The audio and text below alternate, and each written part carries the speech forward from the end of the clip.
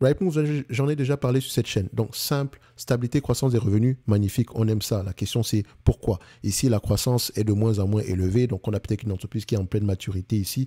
Donc, c'est intéressant. Est-ce qu'il y a des autres relais de croissance? Allez savoir. Maintenant, marge brute, 100%. Magnifique. Mais marge EBITDA derrière, nous avons quelque chose en... Nous avons une marge brute de moins en moins élevée. De marge EBITDA de moins en moins élevée. Donc, il y a une pression au niveau des dépenses opérationnelles. Pourquoi? Est-ce que ce sont des coûts variables, coûts fixes? Il faut éclaircir cela. Ensuite, on va regarder ici les marges nettes et les marges de free cash flow, histoire de voir si les deux parlent le même langage. On les prend sur le même graphique, on les met là. On constate ici que les marges de free cash flow sont généralement plus élevées. Donc, c'est la partie qui c'est l'histogramme en blanc ici. Donc, la ligne blanche. Donc, on va se dire ici, ces marges de free cash flow. On a des free cash flow de 60%. OK? Donc, elle a la capacité de s'offrir. Quand vous regardez à peu près le ROIC de cette compagnie en date d'aujourd'hui, excusez-moi de rigoler, mais il est de près de 200%. 200%. C'est un business asset light. OK? Donc, dette net sur EBITDA, qu'est-ce qu'on obtient? Au niveau de dette net de manière générale, on a du cash net, moins de 35. Donc, vous pensez que vous allez payer combien de fois les bénéfices pour cette compagnie? Elle va se payer entre 20 et 25 fois les bénéfices. OK? 20 et 25 fois les bénéfices. Et donc, je viens ici, simple, 25 fois les bénéfices, je l'applique. 1, 2, voilà. Et ça nous donne combien en date d'aujourd'hui? 25 fois les bénéfices. Attends, est-ce que c'est un business prévisible? Oui, 100%. Disons 90% du temps, les analystes ont raison. Peut-être que la seule fois ils n'ont pas eu, ils sont trompés sur les prévisions de cette compagnie, c'est pendant la pandémie. Ça, c'est assez normal. Et comme vous pouvez le constater ici, en 2027, on s'attend à peu près à quelque chose aux alentours de 0,37 pounds par action. Ça donne à peu près, livres par action, ça donne à peu près aux alentours de, à 25 fois les bénéfices, ça donne à peu près 9,15 livres sterling. Donc, c'est sous-évalué.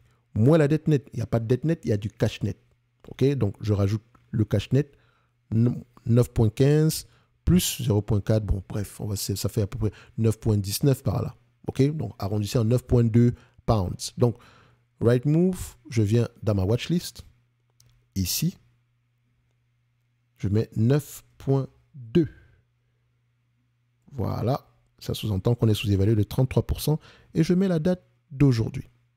Je rappelle qu'en description de la vidéo, vous avez le lien vers la top newsletter, qui est celle-ci. Merci de nous rejoindre. Ensuite, pour ceux qui veulent aller plus loin, vous avez le service Top Premium dans lequel vous retrouvez la watchlist, les analyses sectorielles, le pack du débutant qui est ici, qui sera encore disponible pendant quelques jours. Donc, c'est-à-dire que le pack du débutant, il sera uniquement inclus dans le service Top Premium. OK? Donc, après le 7 du mois d'avril, comme vous pouvez le voir à ces niveaux, vous avez 40% de réduction jusqu'au 7 du mois d'avril. Et après le 7 du mois d'avril, vous n'aurez plus accès au pack du débutant sur cette page-ci.